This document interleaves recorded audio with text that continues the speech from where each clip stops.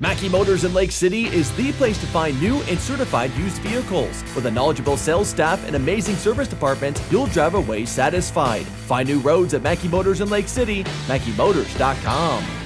Jeff Blankman joined here today by Colby Culbertson with the Coon Bayard Crusaders down here at the Audubon Early Bird. Colby's had a good start to his meet here today, taking fourth place in the high jump, just finished sixth in the 100-meter dash. Let's start with that high jump. How'd you feel out here today?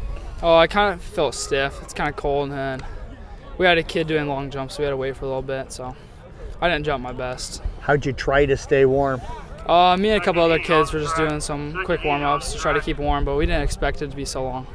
Was it really long kind of in that wait process? Because I know you had at least two, if not three kids kind of running back and forth. Yeah, it was probably nearly 20 minutes after we jumped 5-6, I think, and so after we got back, I filled 5.8 right away, but I got it the next one. Okay. How was the early jumps for you? Did you feel pretty good there? Early jumps, I was kind of stiff still. I just wasn't used to being cold yet, but I got kind of warm, then had to wait again. What would you take away from that, maybe the next cold meet you have, of maybe getting out and getting stretched and warmed up a little earlier or something? Yeah, I'll probably bring baggier pants for sure, so I can slip them on and stay a lot warmer, because I was getting cold and just waiting. 5.8, you said you got it, missed it on the first one, got it on the second. What was the difference? I just felt a lot more ready, prepared, just mentally. I guess I just wanted to jump. How close were you on the first one? I wasn't very close. I jumped into the bar instead of jumping up.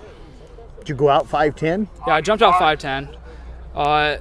Last week I jumped 6 foot and it felt pretty good, so I don't know what happened really. Which was the best attempt at 5'10" for you today? Probably my last one. I got pretty high up and it just happened to hit my elbow. Okay. Let's talk about the 100-meter dash. Sixth place for you there. You were in that last heat. How did you feel? I felt pretty good. It was my first ever 100 I've ever ran in high school, so I'm pretty proud how I did. How'd you feel coming out of the blocks?